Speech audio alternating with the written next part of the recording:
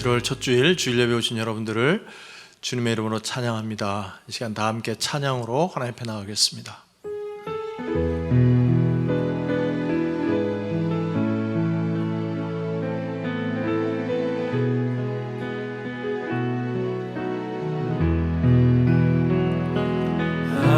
하나님이 선택하셨고 예수님이 구속하셨고 성령님이 인치셨으니 삼위일체 하나님 찬양. 하나님이 사랑하시고 예수님이 은혜 주시고 성령님이 교통하시니 삼위일체 하나님 찬양. 하나님이 지켜주시고 예수님이 함께하시고 성령님이 능력 주시니 삼위일체 하나님 찬양. 할렐루야 하나님 찬양.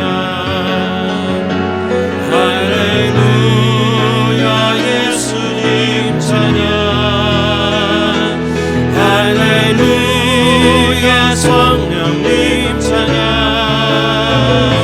삼위일체 하나님 찬양. 할렐루야 하나님 찬양. 할렐루야 하나님 찬양. 할렐루야 예수님 찬양. 할렐루야 성령님 찬양. 삼위일체 하나님 찬양.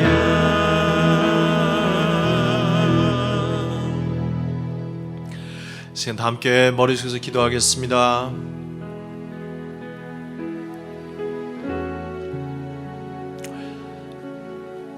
하나님께서 지난 한 주간 동안도 우리를 사랑하시되 상한 갈대도 꺾지 않으시는 사랑으로 꺼져가는 등불도 끄지 않으시는 사랑으로 우리를 품어주셨다가 오늘 귀한 예배의 자리에 우리 인도해 주셨습니다.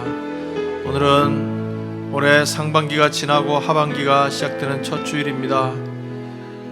하나님, 우리의 모습을 이대로 받아주시고 오늘 예배를 통해서 새롭게 하여 주시옵소서. 살아계신 하나님을 경험하는 예배가 되게 하여 주시옵소서. 하나님께서 우리를 얼마나 사랑하시는지 깨닫는 예배가 되게 하여 주시옵소서. 우리의 찬양과 경배를 받아주시고 예수님의 십자가에서 흐르는 보혈로 우리를 덮어주셔서 거룩한 산제물로 삼아 주시옵고 모든 영광 홀로 거두어 주시옵소서. 간절한 마음으로 우리 자신을 거룩한 산제물로 하나님 앞에 드리면서 기도로 나가겠습니다. 같이 기도하겠습니다. 하나님 아버지 감사합니다. 오늘 7월 새로운 한 달 허락하시고 첫 주일 예배 드릴 수 있도록 인도해 주심을 참으로 감사합니다. 아버지 하나님, 우리의 모습 이대로 받아 주시옵소서. 우리의 공로로 주 앞에 나갈 수 없으나 오직 예수님 십자가 보혈의 공로로 의지해서 나아가오니 우리 모습 이대로 받아주시고 음양하여 주시고 영광 거두어 주시옵소서. 오늘 살아계신 하나님을 만나며 구원의 은혜와 감격이 넘치는 예배가 될 수 있도록 축복해 주시옵소서. 찬양과 경배와 우리의 모든 헌신을 기쁘게 받아 주시옵소서. 영광 거두어 주시옵소서. 고마우신 주님 감사합니다. 오늘도 저들 이렇게 부르셔서 하나님의 이름을 높이며 경배하며 찬양 드릴 수 있도록 인도하심을 감사를 드리옵나이다. 새로운 한 달 허락해 주셨습니다.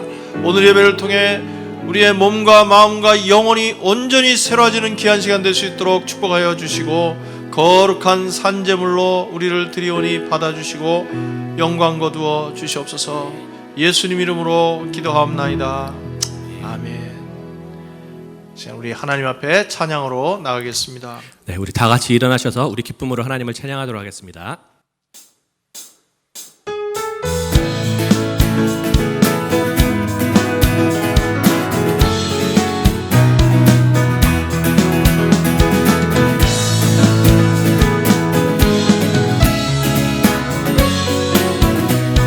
여호와를 즐거이 여호와를 즐거이 불러 기쁨으로 주께 나가리 여호와 하나님 주의 백성 이루시는 양이라 여호와를 즐거이 불러 기쁨으로 주께 나가리 여호와 하나님 난 주의 백성 이루시는 양이 감사함으로 주를 높이며 그 문에 들어가서 찬송함으로 그 이름을 송축할지 여호와를 즐거이 불러 여호와를 즐거이 불러 기쁨으로 주께 나가리 여호와 하나님 난 주의 백성 이루시는 양이라 여호와를 즐거이 불러 기쁨으로 주께 나가리 여호와 하나님 난 주의 백성 이루시는 양이 감사함으로 주를 높이며 그 문에 들어가서 찬송함으로 그 이름을 송축할지 감사함으로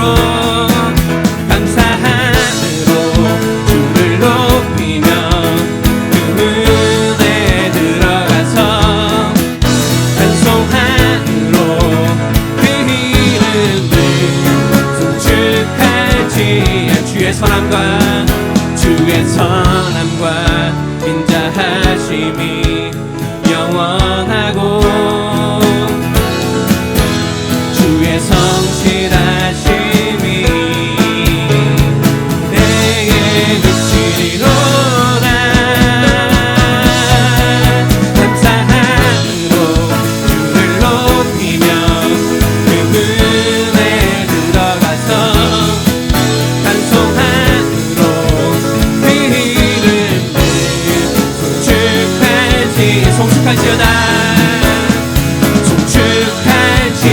송축할지어다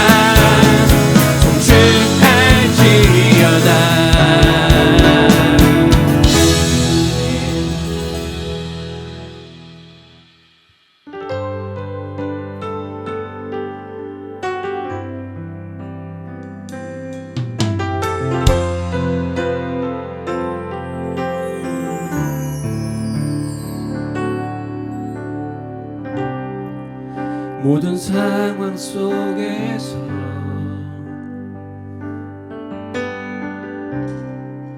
주를 찬양할지라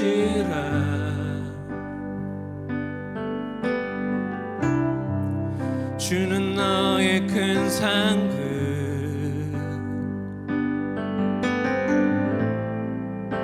큰 도움이시라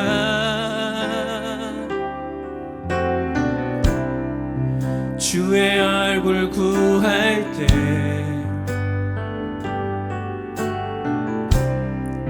주의 영을 부사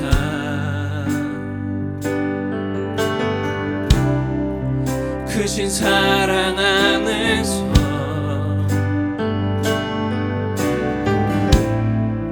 주를 보게 하소서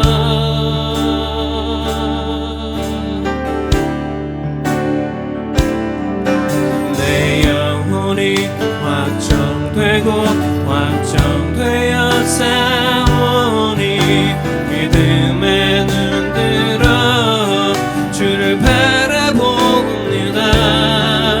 내 영혼이 확정되어 싸우니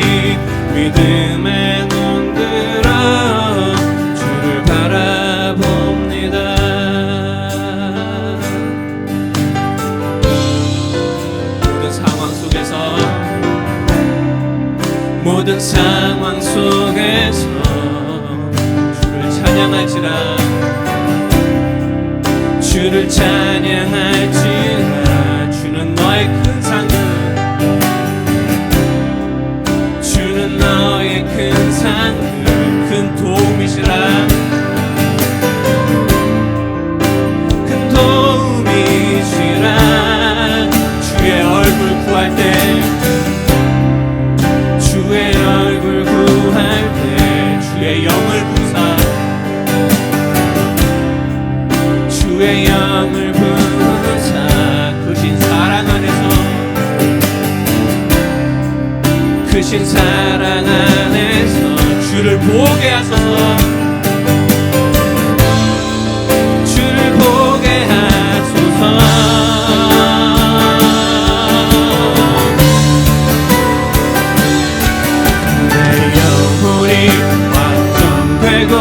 확정되어 싸우니 믿음에 눈들어 주를 바라봅니다 내 영혼이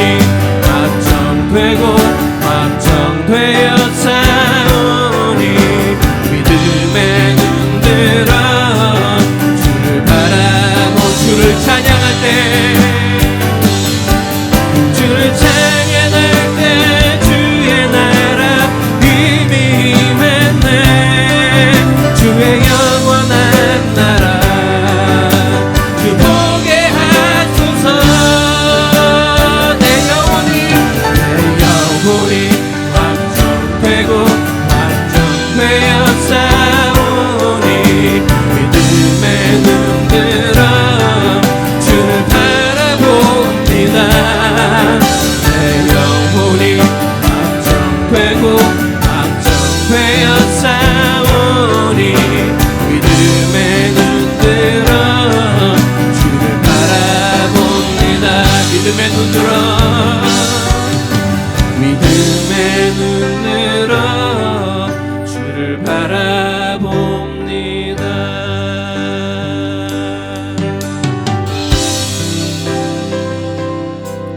나의 안에 거하라 나는 내 하나님이니 모든 환난 가운데 너를 지키는 자라 두려워하지 말라 내가 널 도와주리니 놀라지 말라 내 손 잡아주리라 나의 안에 거하라 나의 안에 거하라 나는 내 하나님이니 모든 환난 가운데 너를 지키는 자라 두려워하지 말라 내가 널 도와주리니 놀라지 말라 내 손 잡아주리라 내가 너를 지명하여 불렀나니 너는 내 것이라 너의 하나님이라 내가 너를 보배롭고 존귀하게 여기노라 너를 사랑하는 내 영 내가 너를 지명하여 불렀나니 내가 너를 지명하여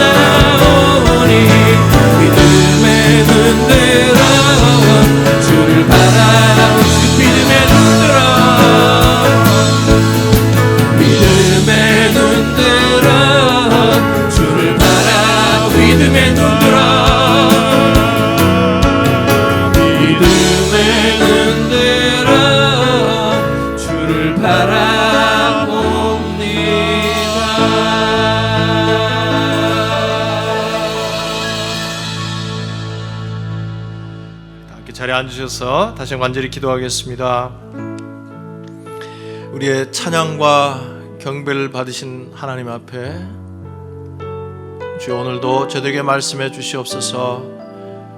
우리의 마음 문을 활짝 엽니다. 하나님께서 우리를 사랑하셔서 들려주시는 주님의 세미한 음성을 들을 수 있도록 축복해 주시옵소서. 우리의 모든 불신앙과 교만과 나태함을 다 내려놓습니다.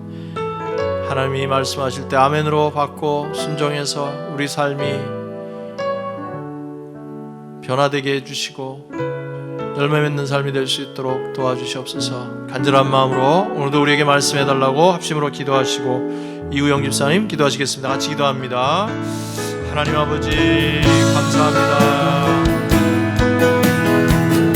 오늘 또 이렇게 부르셔서 하나님 앞에 나오게 하시고 하나님 음성 듣게 해주심을 감사합니다. 우리의 마음을 활짝 엽니다. 주님 친히 말씀하여 주시옵소서. 주여 우리의 영혼을 깨워주시옵소서. 돌이키게 하시고 결단하게 하시고 원천하게 하여 주시옵소서. 그래서 오늘 예배가 참으로 하나님이 기뻐하시는 예배, 하나님의 음성을 꼭 붙잡는 예배, 성령을 경험하는 예배가 될 수 있도록 은혜를 내려 주시옵소서. 모든 것을 주님 앞에 나갑니다. 홀로 영광과 주시옵소서.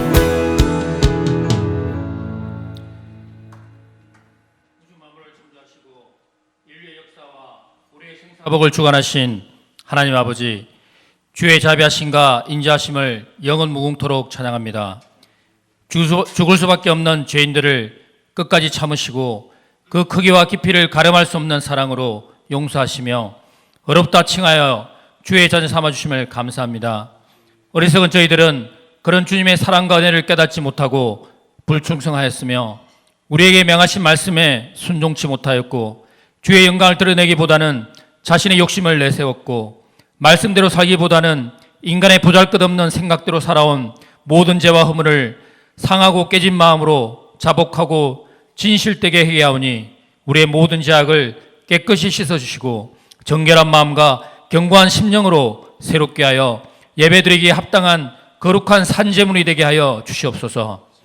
오늘 이 시간 각 초소에 드리는 예배를 통해 살아계신 하나님을 느끼며 하나님의 동행하심을 신뢰하는 우리의 믿음이 완전하고 온전한 믿음으로 굳게 서기를 간절히 기도합니다. 이 시간 친히 오셔서 실망한 이들에겐 소망을 주시옵고 슬픔 당한 이들에겐 위로를, 좌절한 이들에겐 용기를, 불안한 이들에게는 평안함을, 육신이 약한 이들에겐 강건함을, 시험당한 이들에겐 이길 힘을 허락하여 주시옵소서. 특히 코로나 사태가 하루빨리 종식되어 모든 성도들이 주의 성전에 나와 마음껏 주를 찬양하며 예배드릴 수 있도록 인도하여 주시옵소서. 몸 대신 포동교회가 하나님의 영광을 위하여 영혼을 구원하고 성도를 제자 삼아 땅끝까지 선교하는 사명을 충성되이 감당하도록 인도하여 주시옵소서. 전영님 목사님과 온 성도가 하나가 되게 하시고 성령의 능력과 은사를 넘치게 부어주시고 주신 비전과 사명을 이루어 나가기에 부족함이 없도록 충만케 하여 주시옵소서. 세우신 32개 목장에 부흥이 임하고 구원의 기쁨이 날마다 새롭게 하시며 예수님과 동행하는 행복한 제자들이 세워지도록 인도하여 주시옵소서. 전 세계로 장기간으로 확산되어가는 코로나 바이러스 사태로 고립되고 불안하고 무력감을 느끼는 사람들에게 위로와 평안을 주시고 하나님께서 우리에게 필요한 모든 것을 채워주시길 간절히 간구합니다. 하루속히 코로나 치료법이 개발될 수 있도록 도와주시고 대통령을 비롯한 모든 공무원들이 각자 맡은 제 역할을 잘 감당하고 우리 모두가 지켜야 할 일, 해야 할 일을 잘 실천할 수 있도록 인도하여 주시옵소서. 이번 주 월요일부터 시작된 온라인 새벽 기도에 은혜 주심을 감사합니다. 함께 모여서 예배하지는 못하지만 각 처소에서 새벽을 깨워 마음의 소원과 삶의 고통으로 하나님께 무릎 꿇고 간구하며 부르짖는 간절한 기도의 제목들마다 흠량하여 주시고 아버지의 뜻 가운데 응답하여 주시되 끝까지 견디며 기도하는 믿음을 더하게 하여 주시옵소서. 지금도 세계 곳곳에서 복음 전파를 위하여 생명 바쳐 수고하며 헌신하시는 선교사님들을 기억하여 주시옵고 특히 감염률이 높은 지역에 계시는 선교사님들의 건강과 안전을 눈동자같이 지켜보아 주시옵소서. 코로나 바이러스 사태가 복음 선교에 장애가 되지 않도록 하여 주시옵소서. 인도네시아에서 사역하고 계신 안성원 조원숙 선교사님을 주님께 올려드립니다. 인도네시아에서 개척된 40여 교회들이 부흥하여 많은 사람이 구원받는 역사가 일어나도록 인도하여 주셨고, 안중환 신학교, 안디옥 기독고등학교가 좋은 교수진과 교사들을 확보할 수 있도록, 또한 좋은 일꾼들이 많이 배출되고 WP 선교회 현지인 선교사들이 선교를 잘할 수 있도록 월간 성경 읽기 바이블 타임이 잘 보급되고 많은 사람이 성경을 읽고 신앙이 잘 자랄 수 있도록 역사하여 주시옵소서. 현장 예배를 드리지 못하는 이 시기에 전 세계에 있는 모든 그리스도인들이 더 기도하고 더 나누고 더 사랑하고 더 섬기고 복음을 더 전할 수 있도록 이끌어 주시옵소서. 그래 예수 그리스도의 이름이 온 세상에서 더욱 영광 받으시게 하시옵소서. 이 시간 전영미 목사님을 통해 선포될 진리의 말씀을 사모합니다.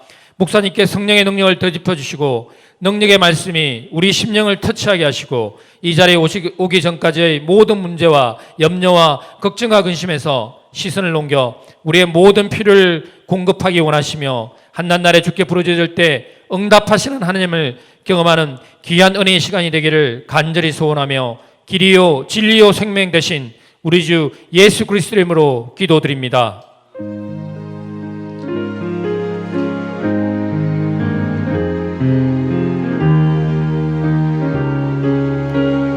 가물어 메마른 땅에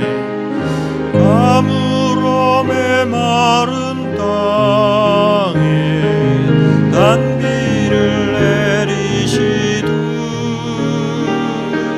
성령의 단비를 부어 새 생명 주옵소서.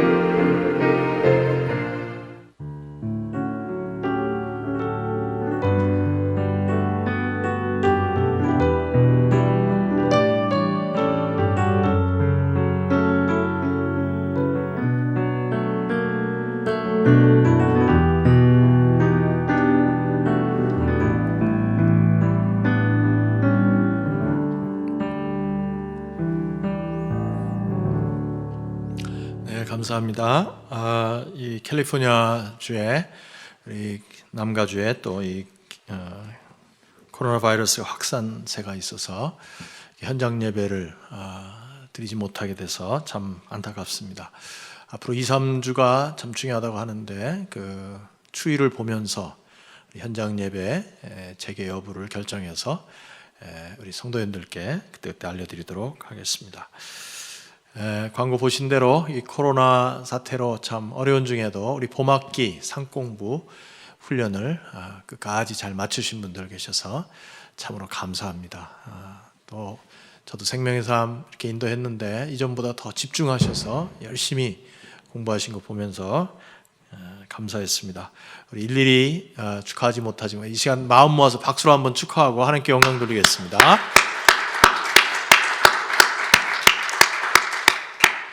그 지난주부터 시작된 영상으로 드린 새벽 기도회, 새벽 예배 많은 분들 참여해 주셔서 감사합니다.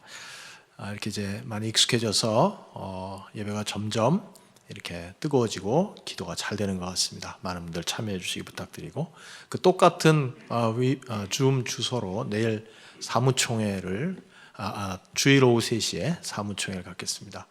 회원교인들 다 들어오셔서 우리 상반기 우리 교회 사역 돌아보고 또 하반기를 위해서 기도하는 시간 갖도록 하겠습니다. 드린 예물 위해서 지금 같이 한번 기도하겠습니다. 고마우신 주님 감사합니다. 참 상반기 많이 어려웠습니다. 그러나 한순간도 주님께서 우리를 버리지 않으시고 붙들어 주시고 인도해 주신 것을 감사하고, 이제 7월 첫 주일 예배를 드리게 해주심을 참으로 감사합니다. 아버지 하나님, 상반기도 견디게 해주신 주님께서 하반기 더욱더 은혜로 채워주시고 인도해 주실 줄 믿습니다. 그 믿음을 가지고 주님께서 저희들에게 주신 것 중에 구별한 예물을 주님 앞에 드리오니 하나님 기뻐 받으시는 향기로운 제물 될 수 있도록 축복하여 주시옵소서. 경제적으로도 많은 도전과 어려움이 있는 시기입니다. 하나님 긍휼히 여겨주시고 이 어려운 상황들이 속히 풀려나갈 수 있도록 도와주시고, 결코 낙심하지 말고 하나님을 의지하며 주님의 도우시는 손길을 다 경험할 수 있도록 은혜 베풀어 주시옵소서. 오늘 믿음으로 드리는 예물을 통해 하나님 영광 거두어 주시고 주님의 일이 잘 되게 해주시고, 이 물질을 통하여 죽은 영혼들이 살아나고 병든 영혼들이 고침받고 선교지에 놀라운 하나님의 역사들이 일어날 수 있도록 축복하여 주시옵소서. 모든 것을 감사하고 예수님 이름으로 기도합나이다. 아멘. 하나님 말씀 같이 보시겠습니다. 에베소서 5장 15절부터 21절까지 말씀, 에베소서 5장 15절부터 21절 말씀 찾으셔서 저와 한 절씩 교독하겠습니다.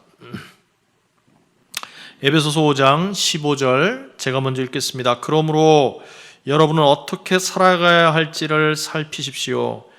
지혜롭지 못한 사람처럼 살지 말고 지혜로운 사람답게 살아야 합니다. 16절 세월을 아끼십시오. 때가 악합니다. 그러므로 어리석은 자가 되지 말고 주님의 뜻이 무엇인지를 깨달으십시오. 술에 취하지 마십시오. 거기에는 방탕함이 따릅니다. 성령의 충만함을 받으십시오. 시와 찬미와 신령한 노래로 서로 화답하며 여러분의 가슴으로 주님께 노래하며 찬송하십시오.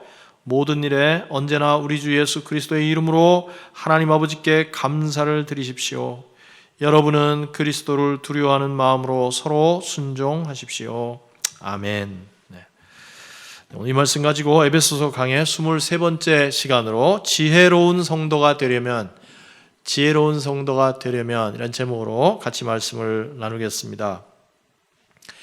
여러분이 잘 아시는 대로 이 구약 성경에서 인생을 사는 지혜에 대해서 가장 많은 가르침을 주는 책은 잠언입니다.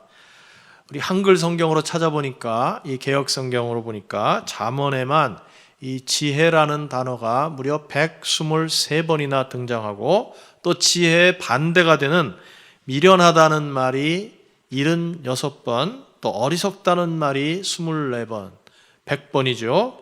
그래서 이 지혜롭다, 미련하다 하는 말이 200수십 번이나 이렇게 기록이 되어 있습니다. 이렇게 살면 지혜로운 것인데 이렇게 살면 어리석은 것이다, 미련한 것이다, 그런 말씀이 잠언에 많이 나옵니다. 몇 가지만 예를 들면 잠언 12장 15절에 보니까 어리석은 사람은 자신의 행실만이 옳다고 여기지만 지혜로운 사람은 충고에 귀를 기울인다. 잠언 17장 21절에 미련한 자를 낳는 자는 근심을 당하나니 미련한 자의 아비는 낙이 없느니라 그랬어요. 이런 식으로 많은 지혜에 대한 말씀이 나오는데, 그 말씀 가운데 제가 이렇게 읽을 때마다 웃음이 나는 그런 구절이 하나 있어요. 아주 해학적인 그런 성경 구절이 하나 있는데, 잠언 17장 12절입니다. 이렇게 돼 있어요. 차라리 새끼 빼앗긴 암곰을 만날지언정 미련한 일을 행하는 미련한 자를 만나지 말 것이니라. 이 말씀 읽을 때마다 이렇게 웃음이 납니다. 참, 새끼 빼앗긴 암곰을 만나는 것보다 미련한 사람하고 함께 살고 함께 일하는 게 참 끔찍한 일이다, 그런 표현이죠. 제 아내의 심정이 조금 이해가 됩니다. 이처럼 지혜롭게 사는 것은 우리가 이 땅에서 의미 있고 행복한 삶을 사는데 아주 필수적인 것입니다.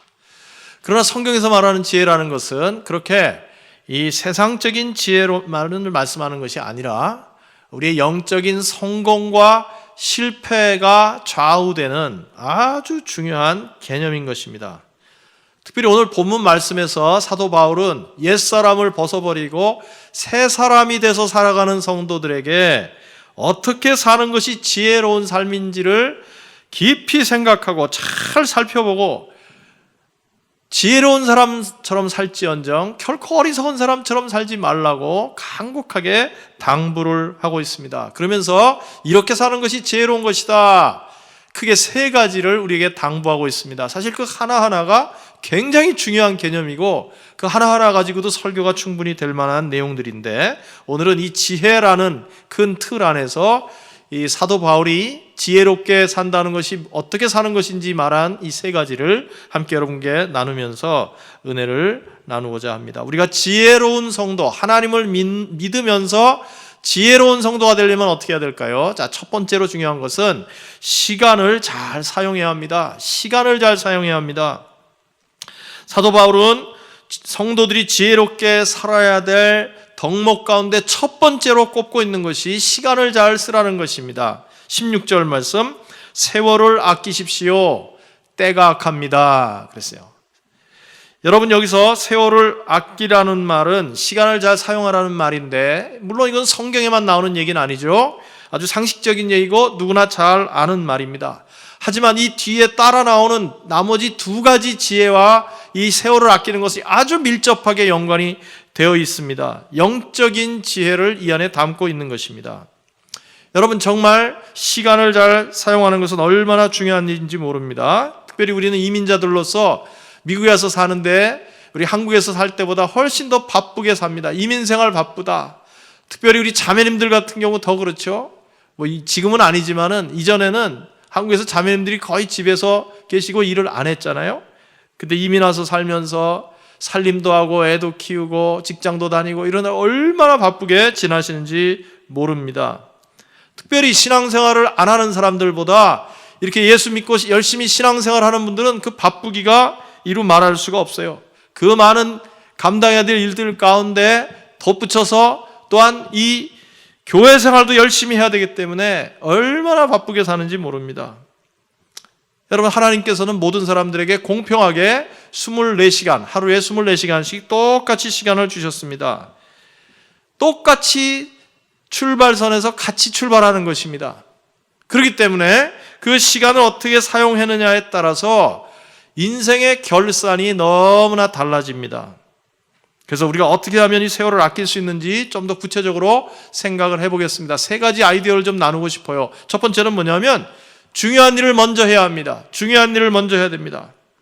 여러분, 헬라어로 이 시간이라는 단어가 두 가지가 있죠. 하나는 크로노스라는 시간이고 또 하나는 카이로스라는 시간입니다. 이 크로노스라는 시간은 그저 자연적으로 일반적인 시간, 강물처럼 이렇게 흘러가는 시간, 순서에 따라서 지나가는 시간, 그것을 크로노스라고 합니다. 그러나 카이로스라는 시간은 어떤 예정된 때, 아주 중요하고 의미 있는 어떤 시기, 이런 것을 의미하는 말입니다. 여러분, 아기가 태어난다.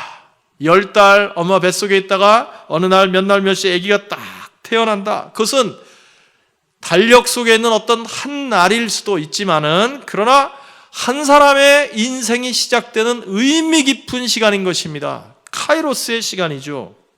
예수님께서 가나 혼인잔치에 참석하셨다가 첫 번째 이적을 행하십니다. 그때 어머니가 이 부탁을 하니까 예수님께서 뭐라고 그러십니까? 내 때가 아직 이르지 않았습니다. 그렇게 먼저 말씀하세요. 그러고서는 그날 첫 번째 기적을 이제 행하십니다. 때가 참에 하나님의 역사를, 기적을 행하기 시작하신 것입니다. 그런 시간을 가리켜서 카이로스라 그럽니다. 그래서 우리는 우리 앞에 이렇게 흘러가는 그 크로노스의 자연적인 그런 시간 가운데서 카이로스 시간을 만들어내야 하는 것입니다. 어떻게 만듭니까? 사실 우리 앞에 많은 해야 할 일들이 늘 있습니다. 아무 일도 할 일이 없는 사람은 없어요. 하지만 그 모든 일을 지금 당장 다 해야 하는 것은 아닙니다. 그 순간에 꼭 해야 될 일, 가장 의미 있는 일, 우선순위를 두고 해야 될 일이 있습니다. 그렇게 될 때 그 카이로스의 시간, 크로노스의 시간이 카이로스의 시간으로 바뀌어지는 것입니다. 이런 점에서 저도 참 고칠 점이 많습니다. 특별히 저는 이 시간에 대해서 스트레스를 참 많이 받는 편인데요. 이 매주 설교 때문에 그렇습니다. 설교를 마치면 곧장 그 다음 주 설교를 해야 합니다. 준비해야 됩니다. 그래서 어떤 분이 그러더라고요. 목사는 가수가 아니라 개그맨이다 그러더라고요. 가수는 히트곡 한두 곡 가지고 평생 먹고 사는데 개그맨은 이번 주 방송하고 나면 바로 다음 순간부터 다음 주 방송할 내용을 또 만들어내야 돼. 더욱이 설교를 듣는 청중들도 설교자하고 똑같은 책을 보고 있어요. 대본이 똑같아요. 그래서 신선한 설교를 한다는 것은 굉장히 힘들고 스트레스가 많은 일입니다.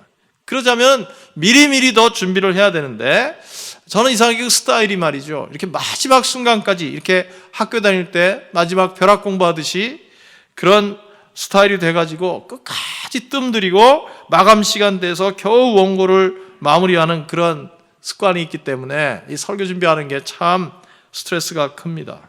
주중에 여러 가지 설교 외에도 해야 될 사역들이 많이 있기 때문에 그러다 보면 가장 중요한 일임에도 불구하고 이것이 실제로는 뒤에 가서 이루어지기 때문에 참 고통이 많아요. 정말 시간을 잘 사용하기 위해서, 의미 있게 사용하기 위해서는 우선순위를 따라서 살아야 합니다. 여러분, 우리가 해야 될 일은 크게 네 종류의 일이 있습니다. 급하고 중요한 일, 급한데 중요하지 않은 일, 급하지는 않은데 아주 중요한 일, 급하지도 않고 중요하지도 않은 일, 이렇게 일을 나눌 수가 있습니다. 그래서 급하고 중요한 일은 물론 먼저 해야 합니다. 하지만 당장 급하지는 않은데 중요한 일 반드시 해야 됩니다. 어떤 게 있을까요? 예를 들면 운동 같은 거죠. 운동. 당장은 몰라요. 그러나 그게 나중에 어떤 결과가 생길지는 우리는 알고 있습니다. 그러므로 급하진 않은데 중요한 일입니다. 그 일을 꼭 챙겨서 우선적으로 해야 한다는 것이죠. 근데 많은 사람들이 중요하지 않은 일로 시간을 많이 보내니까 그 결과가 어떻게 됩니까? 늘 그저 쫓기는 삶을 살게 되는 거예요. 방법은 중요한 일을 먼저 하는 것입니다. 꼭 해야 할 일을 우선순위를 두고 하는 것입니다. 이것이 시간을 잘 사용하는 방법입니다. 두 번째는 뭐냐면 낭비하는 시간을 선용해야 합니다. 낭비되는 시간을 선용하는 것입니다. 오늘 본문에 세월을 아끼라라는 동사 있는데 여기서 아끼다는 동사는 뭐냐면 값을 주고 산다 그런 뜻이에요. 영어로 redeem, buy from 그런 말입니다. 살려낸다 그런 말이에요. 값을 주고 산다. 시간이 이렇게 강물처럼 흘러가는데 마치 거기다가 낚싯대를 들여놓고 낚시로 이렇게 고기를 건져내는 것처럼 시간을 건져내라는 것입니다. 의미 없이 흘러가는 시간을 의미 있는 시간으로 선용해서 낭비하지 말라는 것입니다. 어떤 분들은 참 시간이 없어서 성경을 못 읽는다 그러는 분도 있어요. 그러나 신문 보고 인터넷 검색하고 그런 데는 물 쓰듯 시간을 씁니다. 어떤 분은 기도할 시간이 없다 그래요. 그러나 드라마 보고 무슨 TV 보고 예능 프로 보고 하는 데 시간을 한정없이 씁니다. 요즘 자택 격리하다 보니까 이전보다 사실은 시간이 엄청나게 많아졌어요. 그런데 어느 날 라디오를 들으면서 차를 타고 가는데 라디오에서 그런 말 나오더라고요. 이런 말이 있대요. 요즘 넷플릭스 몰아보기 그런 말이 있대요. 넷플릭스 몰아보기.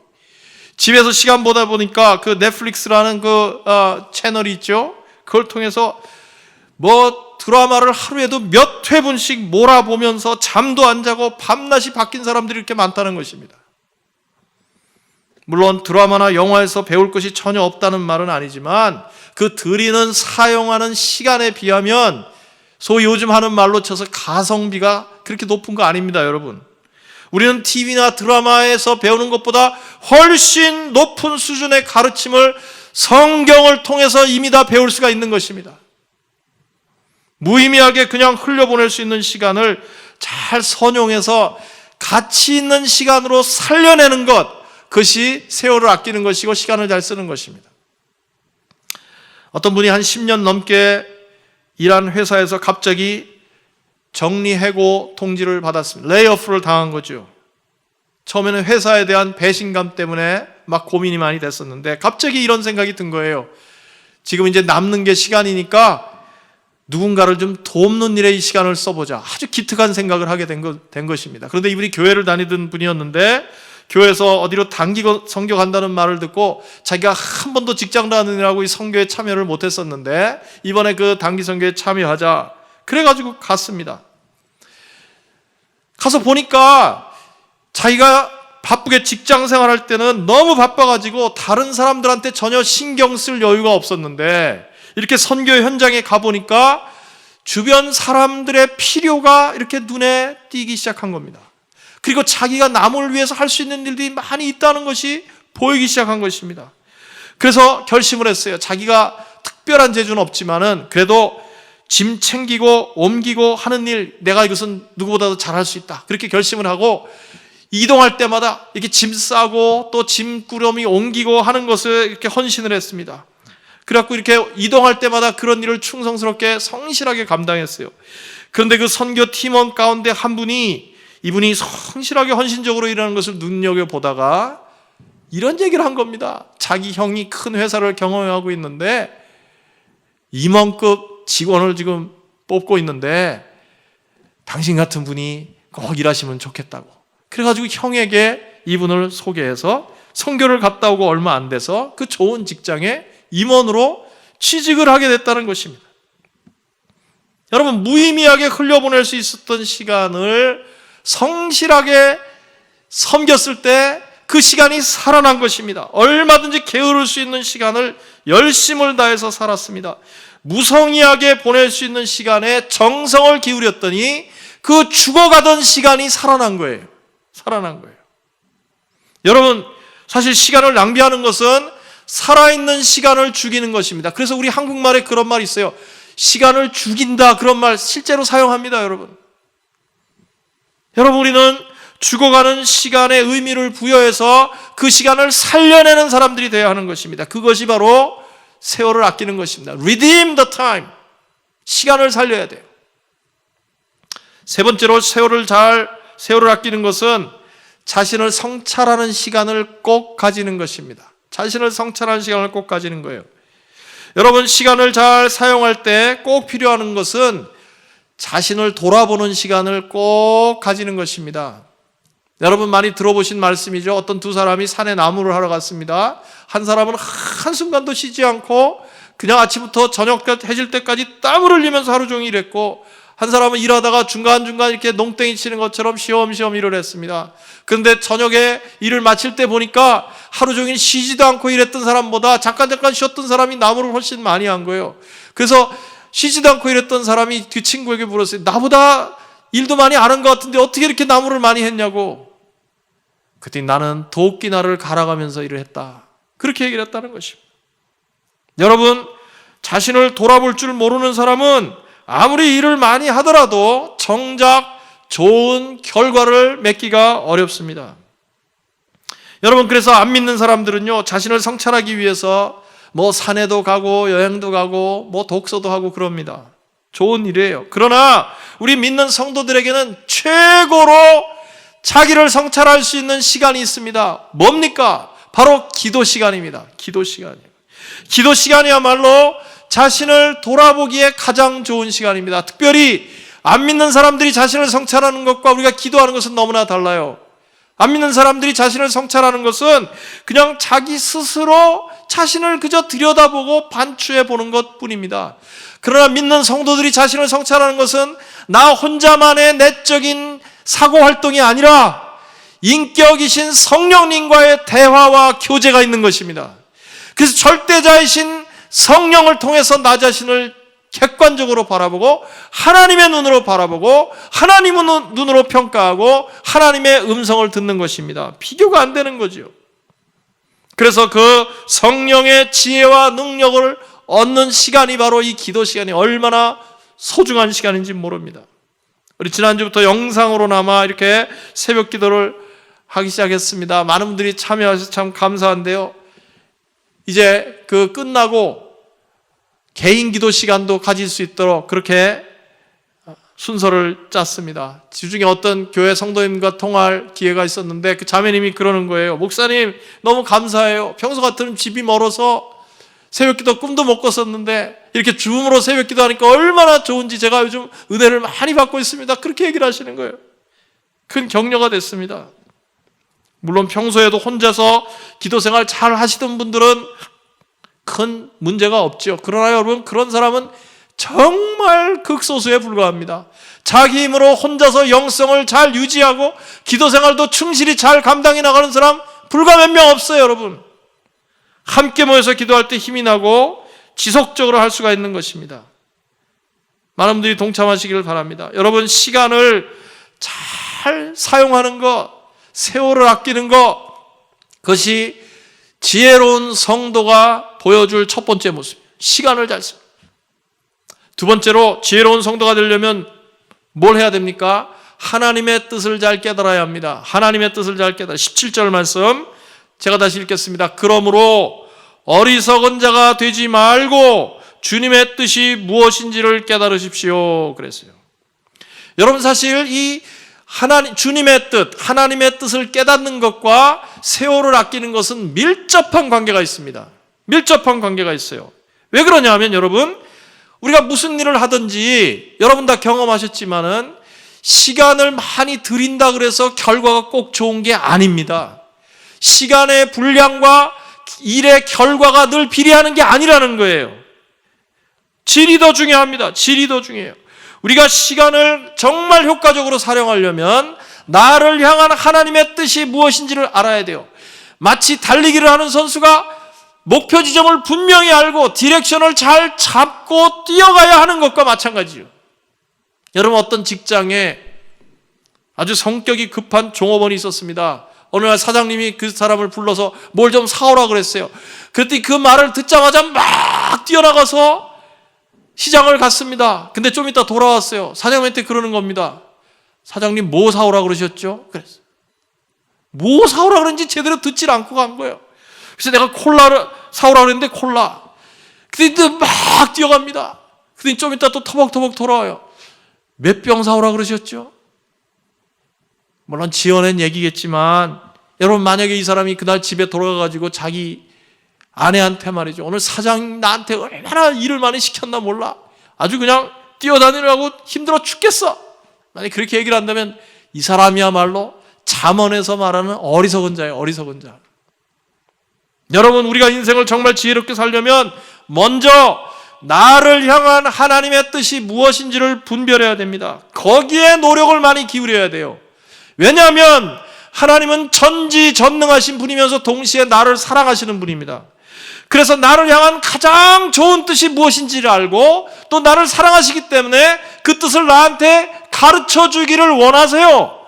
그러므로 우리가 좋은 결과를 얻기 위해서는 어디에 시간을 많이 들여야 하냐면 그저 일부터 막 하려고 그러는 게 아니라 어디에 시간을 많이 들여야 되냐 하면 나를 향한 하나님의 뜻이 무엇인지를 잘 분별하는데 더 관심을 기울이고 거기에 더 시간을 많이 기울여야 합니다. 그래야 실수가 없고 좋은 결과를 얻게 되는 것입니다. 많은 사람들이 실수를 하는 것이 이거예요. 하나님의 뜻은 그냥 대충 듣고 짐작하고 자기 힘으로 열심히 하려고 그래요. 그러다 보니까 방향이 잘못된 겁니다. 나중에 깨달아요. 나중에 깨달아요.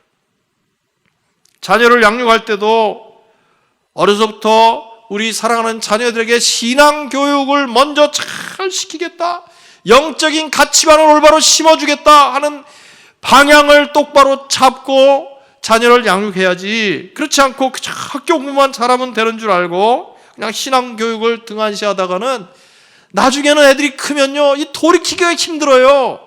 말을 안 듣습니다. 그 자녀의 인생도 괜히 이렇게 낭비된 인생이 되기가 쉽다 이 말이죠. 사업할 때도 마찬가지입니다. 내 사업을 향한 하나님의 뜻이 무엇인지를 좀 심각하게 진지하게 생각해 보고 그리고 그 뜻을 깨닫고 순종하면서 나가야지. 여러분, 그렇게 가면요, 처음에는 돌아가는 것 같지만 사실은 그게 지름길입니다. 그냥 자기식대로 하다 보면 나중에는 겉으로는 남는데 실제로는 남는 게 없어요. 돈은 좀 벌었는지 모르는데 관계가 다 깨지고 가족들 상처받고 말이죠. 하나님의 뜻을 깨닫는 것이 지혜로운 사람이 해야 될 아주 중요한 일이고 시간을 잘 사용하는 방법입니다.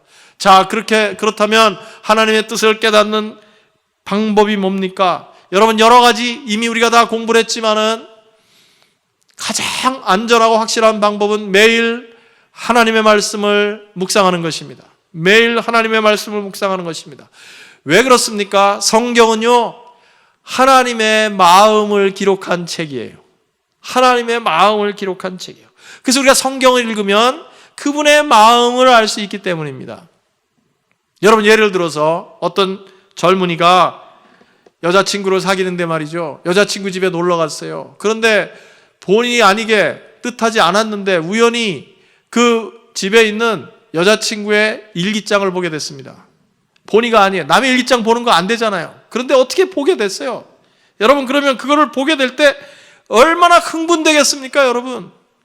도대체 얘가 정말 나를 좋아하는 건지, 얼마나 진짜 진심으로 나를 좋아하고 있는 건지, 나한테 정말 바라는 건 뭔지, 여러분 그 탐독하지 않겠습니까? 한 글자도 놓치지 않고 요즘 무슨 생각을 하고 앞으로 무슨 계획을 갖고 있는지 얼마나 궁금하겠어요. 여러분, 성경은 하나님의 일기장입니다.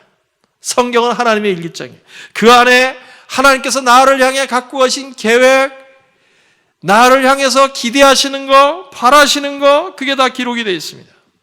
우리는 성경을 읽는 동안 나를 향한 하나님의 뜻, 내 가족을 향한 하나님의 마음, 우리 민족을 향한 하나님의 마음, 이 나라를 향한 하나님의 마음, 이것을 다 깨달을 수가 있는 것입니다.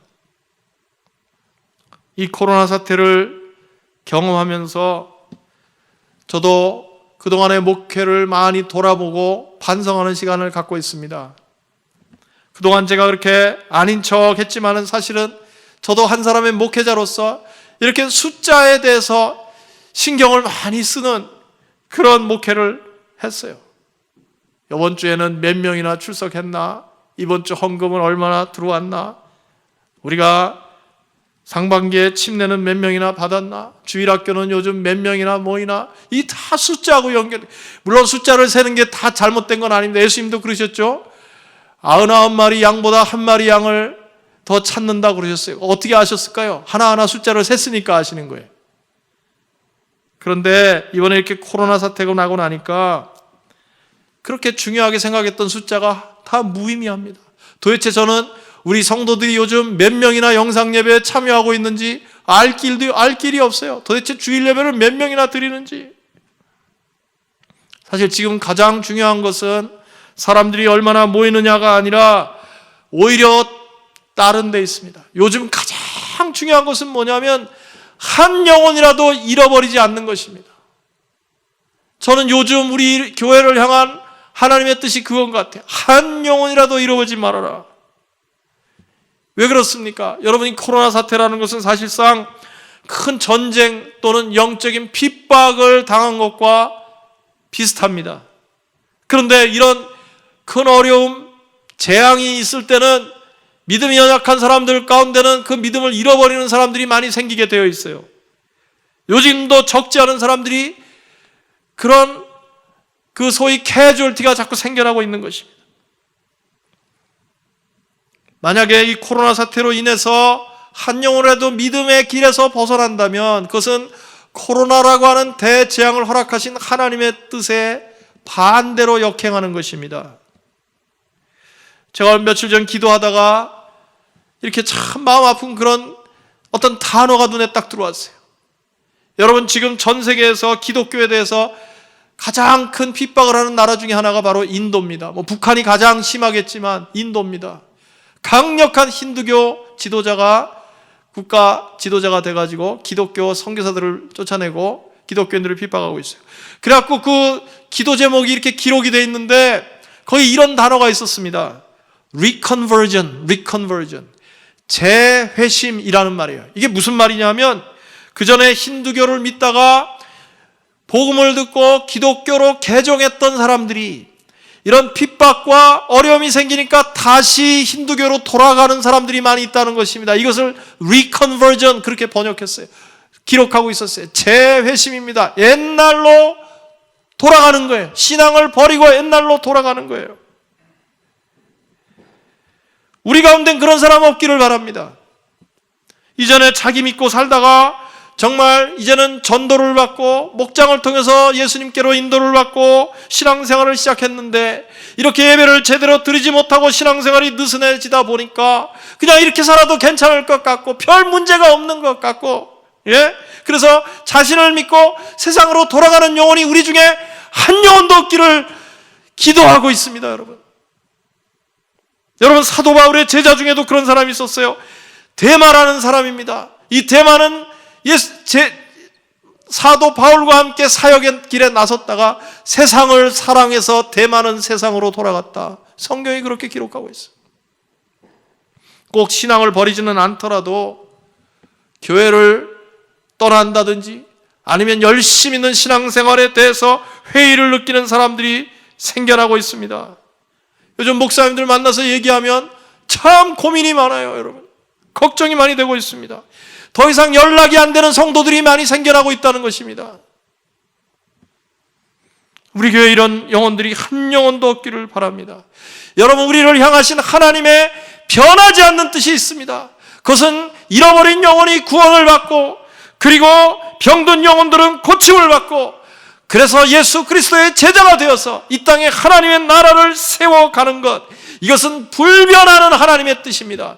변할 수 없는 하나님의 뜻입니다. 아무리 코로나가 기세를 부린다고 하더라도 이것은 변할 수가 없습니다. 이것을 잊지 않고 변함없는 마음으로 주님의 뜻을 쫓는 지혜로운 포도원교 성도들 다 되시기를 예수님의 이름으로 축복합니다. 마지막 세 번째로 어떻게 사는 것이 지혜로운 것일까요? 지혜로운 성도의 세 번째 삶은 성령 충만한 것입니다. 성령 충만한 것입니다. 18절 말씀이죠. 술에 취하지 마십시오. 거기에는 방탕이 따릅니다. 성령의 충만함을 받으십시오. 그랬어요. 사도 바울은 성령 충만에 대해서 말하기 전에 술 취하지 말라, 이는 방탕한 것이다, 그렇게 말하고 있습니다. 당시 로마 사회의 문화는 사람들이 술을 많이 마시고 그리고 방탕에 빠지는 그런 문화였어요. 뭐 요즘과 그렇게 다를 바가 없지요. 그래서 사도 바울은 그와 같은 세속적 문화의 한복판에 살고 있는 이 에베소 교회 성도들을 향해서 술 취하지 말라, 이는 방탕한 것이다. 그러니까 술 취하는, 아주 취할 때까지 술을 마시는 그런 풍조가 만연한 시대였다는 것을 우리가 알 수가 있습니다. 여러분, 하나님께서 우리 믿는 성도들을 향해서 갖고 계신 소원이 뭐냐면 우리가 기쁘게 신앙생활하는 거예요. 신앙생활을 아주 기쁘게 행복하게 신앙생활하는 거예요. 그런데 여러분, 그런 기쁨과 행복은 세상적인 방법으로는 얻을 수 없는 것입니다. 예수 믿고 나서는 그런 세상적인 방법으로 우리에게 만족이 주어지지 않습니다. 그래서 세상 사람들은 기쁨과 행복을 대부분 이런 술을 비롯한 세상적인 쾌락에서 찾습니다. 그런데 여러분, 이 술이 만약에 사람들에게 궁극적인 만족을 준다면 성경이 술 취하지 말라고 권면할 이유가 하나도 없어요. 여러분, 술 취하면 방탕함이 따른다고 그랬습니다. 왜 그렇겠습니까? 그것은 분명한 과학적, 의학적 이유가 있는 거예요. 이 술은 일종의 이 마약 성분이 있는 것입니다. 마약에 크게 두 종류가 있어요. 하나는 뭐냐면 카페인 같은 거죠. 이렇게 감정을 자꾸 상승시키는 겁니다. 업보라고 그래요. 감정을 자꾸 이렇게 흥분시키고 올려주는 거. 그 다음에 또 하나는 몰핀과 같이 이렇게 감정을 자꾸 다운시키는 억제제가 있어요. 근데 여러분, 사람들이 착각하는 게 있습니다. 술을 상승제로 생각해, 업보라고 생각해요. 그렇지 않습니다. 술은 다운업입니다. 이렇게 억제시키는 겁니다. 그래서 우리 머리, 뇌 한복판에 있는 전두엽을 이렇게 눌러요. 그런데 전두엽이 하는 가장 중요한 역할이 뭐냐면 판단력입니다. 판단력. 사람이 올바르게 판단하고 상식적으로 판단하고 하는 그 판단력, 그 부분을 알코올이 억제시킵니다. 그래서 술에 취하면 어떻게 돼요? 정상적일 때는 하지 않은 행동들을 막 하는 거예요. 거기가 눌림을 당하기 때문에. 그리고 그것이 계속 반복돼서 알코올 중독이 되면요, 심각한 문제가 생깁니다. 그래서 많은 범죄와 살인과 자살 이런 것들이 술 때문에 일어나요. 이거는 부인할 수 없는 사실인 것입니다. 여러분, 우리에게 무엇이 참된 기쁨을 줍니까? 믿는 성도들에게 무엇이 참된 기쁨을 줍니까? 여러분, 믿는 성도들이 참된 기쁨을 얻는 방법은 성령 충만한 것밖에 없어요. 성령 충만이라는 것은 하나님으로 충만하다는 것입니다. 그래서 어떤 결과가 나타납니까? 그 뒤에 이어 나오는 19절에서 20절 말씀, 시와 찬미와 신령한 노래로 서로 화답하며 여러분의 가슴으로 주님께 노래하며 찬송하십시오. 모든 일에 언제나 우리 주 예수 그리스도의 이름으로 아버지 하나님께 감사를 드리십시오. 그랬어요. 우리가 아까 읽은 그 18절부터 20절까지 이렇게 쭉 보면은 동사들이 여러 개 나오는데 그 중에 본동사는 하나입니다. 성령으로 충만함을 입으라. Be filled with the Holy Spirit. 그리고 나머지 나오는 동사들은 이게 분사로 되어 있어요. 노래하며 찬송하며 감사하며, 이것이 진행형으로 이렇게 의미도 있지만은 그런 결과를 가져온다, 그런 의미가 있는 것입니다. 그러니까 성령 충만하면 우리에게서 찬양이 나오고 기쁜 노래가 나오고 그리고 감사가 터져 나오게 돼 있다는 것입니다. 성령 충만할 때 기쁘고 충만한 삶을 살게 되는 거예요. 그래서 여러분, 여기서 가장 중요한 것은 무엇인가? 18절에서 성령으로 충만함을 입으라 그랬는데요, 가장 중요한 사실은 이것입니다. 성령 충만이 명령이라는 것입니다. 하나님의 명령이라는 거예요. 그래서 유명한 부흥사였던 찰스 피니는 말하기를, 죄인이 회개하지 않을 때 그것이 죄가 되는 것처럼 그리스도인이 성령 충만하면 그것도 죄가 된다, 그렇게 말했어요. 맞는 말입니다. 우리에게는 성령 충만에 대해서는 선택의 여지가 없어요. 반드시 성령 충만해야 합니다. 반드시 성령 충만해야 돼요. 왜 그러냐면 성령 충만은 이 악한 세상에 사는 성도들에게 신앙생활을 의미 있게 만들어주는 유일무이한 방법이기 때문에 그렇습니다. 그 길밖에 없어요. 여러분, 제가 이렇게 출장을 다니다 보면은, 요즘은 좀 못 간 지가 오래됐는데 출장 다니다 보면요, 들고 다니는 게 많아요. 뭐 핸드폰도 가져가고 노트북 컴퓨터도 가져가고 태블릿도 가져가고 그럽니다. 그런데요, 똑같은 하나의 충전기를 가지고 그거를 다 사용할 수 있어요. 핸드폰도 충전하고 컴퓨터도 충전하고 태블릿도 충전하고 다 그래요. 충전기 하나 가지고. 마찬가지로 우리가 성령 충만하기만 하면 우리 신앙생활의 모든 면이 다 살아납니다. 다 회복됩니다. 관계도 회복되고 기쁨도 회복되고 행복감도 회복되고 즐겁고 그래요. 자, 그러면 우리가 어떻게 해야 성령 충만할까요? 우리가 이렇게 예배를 잘 드리는 것도 성령 충만한 방법이고, 뭐 통성기도 하는 거, 방언기도 하는 거, 이런 것도 다 성령 충만한 방법입니다. 근데 오늘 한 가지 우리가 놓치지 말아야 될 성령 충만한 방법을 하나 다시 한번 여러분과 함께 상기시키고 싶습니다. 그것은 영혼을 섬기는 것입니다. 영혼을 섬기는 거예요. 우리가 영혼을 섬길 때 성령 충만하게 돼. 어떻게 그렇게 말할 수 있습니까? 여러분, 성령이 강림한 오순절을 한번 생각해 보세요.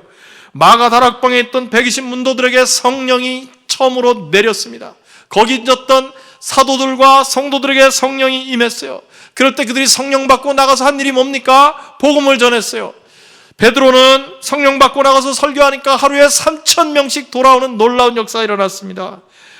사실은 그들이 성령 받고 나서 전도를 했지만은 동시에 그들이 열심히 전도했기 때문에 계속 성령 충만할 수가 있었던 것입니다, 여러분. 왜 그런가요? 우리에게 성령을 주신 것은 우리 개인의 어떤 영적 만족을 경험하라고 성령을 주신 것이 아니라 복음을 전하라고 성령을 주셨기 때문입니다. 영혼 구원하라고 성령을 주셨기 때문입니다. 영혼을 섬기라고 성령을 주셨기 때문입니다. 이것은 우리의 경험이 증명을 해줘요. 여러분, 지나간 신앙생활 하시는 동안에 언제가 가장 행복하고 성령 충만했었는지 한번 생각해 보시길 바랍니다. 언제이셨어요?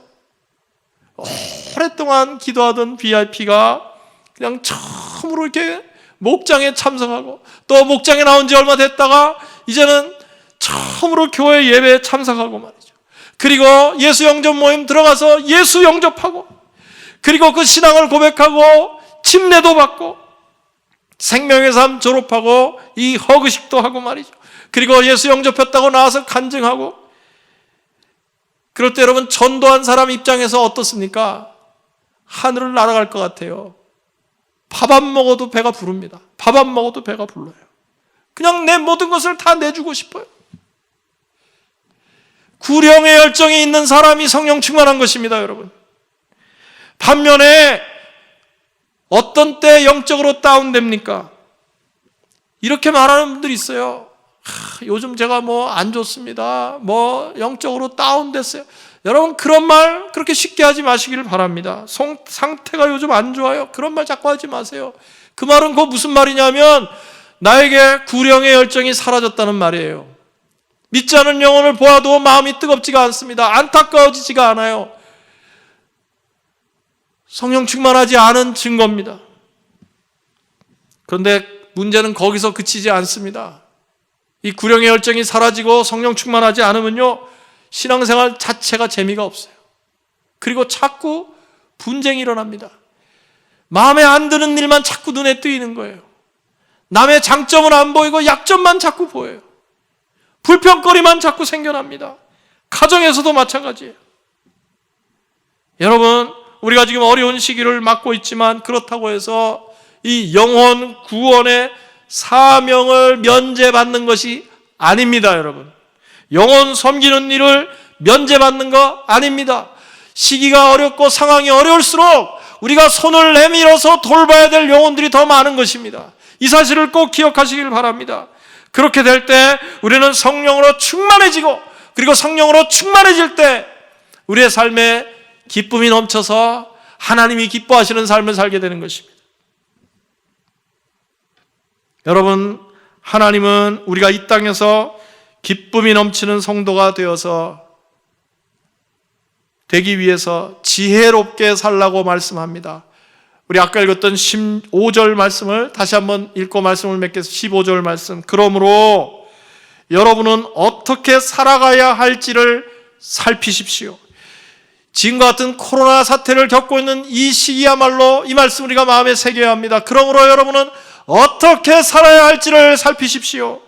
지혜롭지 못한 사람처럼 살지 말고 지혜로운 사람처럼 살아야 합니다. 이 코로나 사태라고 하는 전대미문의 큰 재앙의 시간을 지나고 있는 우리에게 주시는 하나님의 음성입니다. 지혜롭지 못한 사람처럼 살지 말고 지혜로운 사람처럼 살아야 합니다. 어떻게 해요? 세월을 아껴야 합니다. 하나님의 뜻을 분별해야 합니다. 성령 충만하기 위해서 애써야 합니다. 그럴 때 하나님 보시기에는 아름다운 지혜로운 성도가 되셔서 하나님께 영광 돌리게 될 줄로 믿습니다. 우리 포도원교회 성도님들 한 분 한 분 하나님께서 은혜를 베풀어 주셔서 지혜로운 성도가 되셔서 주님을 기쁘시게 하는 하나님의 백성들 다 되시기를 예수님의 이름으로 축복합니다. 같이 한번 기도하겠습니다.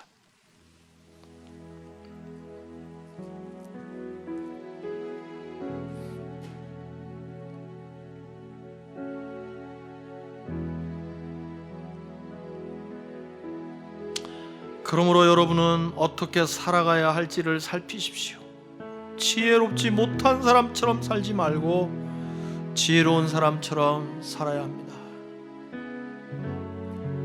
사랑하는 포도원교회 성도 여러분, 요즘이야말로 정말 우리가 어리석은 사람처럼 살지 말고 지혜로운 사람처럼 살아야 할 때입니다. 어느 때보다도 그렇다고 생각합니다. 그러게서 오늘 말씀을 통해서 우리에게 도전 주십니다. 세월을 아끼라. 주님의 뜻을 분별하라. 성령으로 충만하라. 술 취하지 말고 성령으로 충만하라고 당부하고 계십니다. 오늘 이 시간 지혜로운 성도가 되기 위해서 특별히 나에게 가장 아쉬운 것, 내가 가장 먼저 고쳐야 될 것을 성령께서 이 시간 여러분 마음에 가르쳐 주실 것입니다. 여러분 마음을 두드리실 것입니다. 여러분 그것이 무엇인지를 붙잡고 하나님께 도움을 구했으면 좋겠습니다. 이 시간 같이 기도할 때 하나님, 제가 지혜로운 성도가 되기를 원합니다. 이 시대를 이기는 지혜자가 되기를 원합니다. 그러기 위해서 저에게 가장 먼저 회복되어야 될 것 가르쳐 주시고 그것을 할 수 있도록 힘을 주시옵소서, 깨우침을 주시옵소서, 용기를 주시고 결단력을 허락해 주시옵소서. 하나님께 물어볼 때 하나님께서 우리에게 분명히 가르쳐 주실 것입니다. 성령께서 분명히 가르쳐 주실 것입니다. 그리고 그것을 붙잡고 이번 한 주간도 승리할 수 있도록 도와주시옵소서. 간절한 마음으로 이 시간 같이 한번 기도하겠습니다. 아버지 하나님, 아버지 하나님, 저희들이 정말 어려운 시기를 지나면서 지혜롭지 못한 사람처럼 살 때가 얼마나 많은지 모르겠습니다. 아버지여, 저희들을 불쌍히 여기시고 용서하시고 긍휼을 베풀어 주시옵소서. 그래서 하나님 앞에 지혜로운 성도가 되기 위해서 우리가 가장 먼저 회복해야 될 것을 가르쳐 주시고 그렇게 살 수 있도록 용기를 주시고 힘을 주시옵소서. 세월을 아끼는 자들 되게 하여 주시옵소서. 시간을 그저 물수듯 흘려버리는 자들 되지 않도록 도와주시옵소서. 무의미한 데 시간을 낭비하는 자들 되지 않도록 주여 도와주시옵소서. 나를 향한 하나님의 뜻을 깨닫게 하여 주시면서 말씀을 묵상할 수 있도록 도와주시옵소서. 하나님의 마음을 깨닫는 자들 되게 하여 주시옵소서. 성령으로 충만한 삶을 살게 하여 주시옵소서. 성령 충만하지 않으면 우리는 넘어질 수밖에 없습니다. 주여, 특별히 영혼 섬기는 일에 힘쓰므로 말미암아 성령 충만하게 하시고 그래서 기쁨이 넘치는 신앙생활 할 수 있도록 우리를 회복시켜 주시고 일으켜 주시기를 간절히 빌고 기도하옵나이다. 어려운 시기에 주저앉고 후퇴하고 낙심하는 사람이 한 사람도 없도록 주여 긍휼을 베풀어 주시옵고 일으켜 세워 주시옵소서. 주님 감사합니다. 오늘도 저희들 주님 앞으로 불러주시고 경배와 찬양 드리며 하나님 말씀 듣게 해주심을 참으로 감사합니다. 이 시기야말로 정말 저희들이 지혜 없는 자같이 살면 안 되고 정신을 똑바로 차려서 지혜로운 사람처럼 살아야 할 텐데 하나님 아버지, 저희들을 일깨워 주시고 영의 눈을 뜨게 하여 주시옵소서.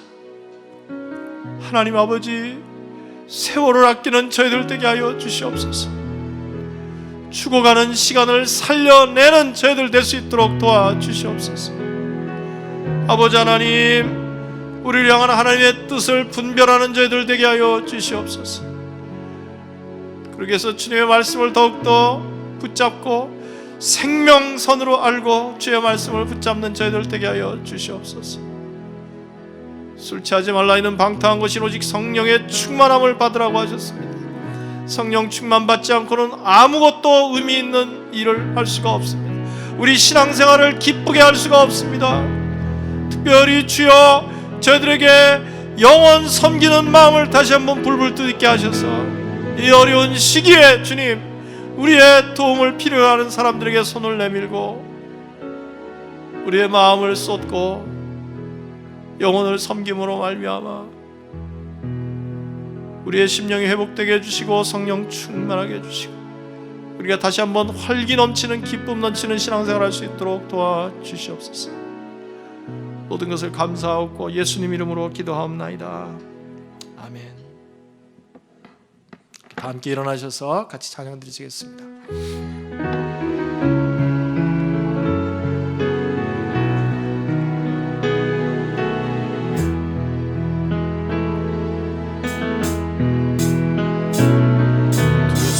나를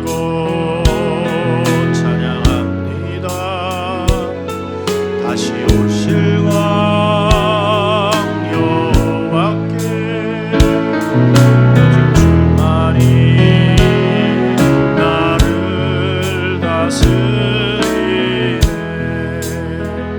나 주님만을 섬기리. 나 주님만을 섬기리. 헛된 마음 버리고 성령이여 내 영혼 충만하게 하소서. 주님 앞에 내 생명 드리리라. 다시 한번 찬양합니다.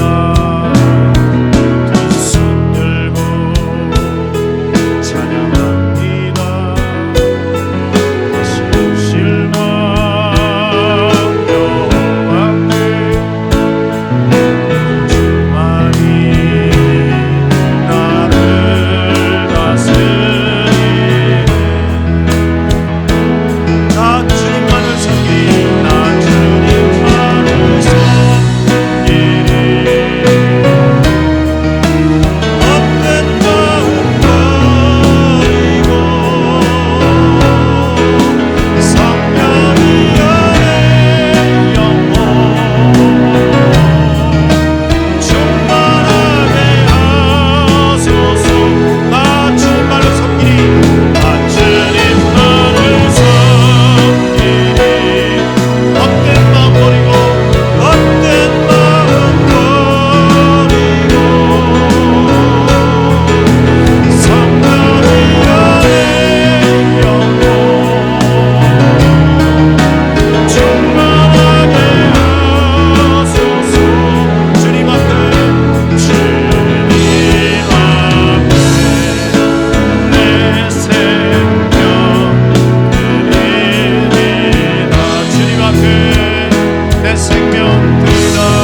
주님 앞에 내 생명 드리리라.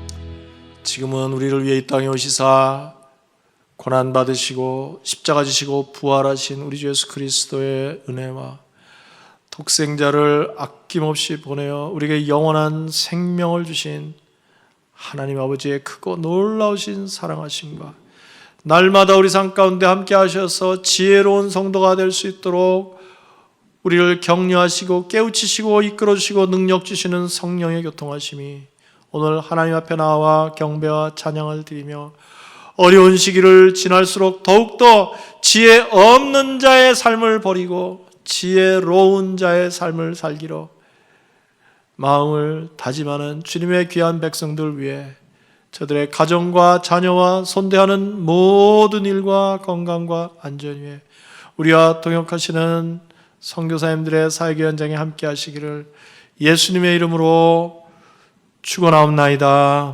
아멘.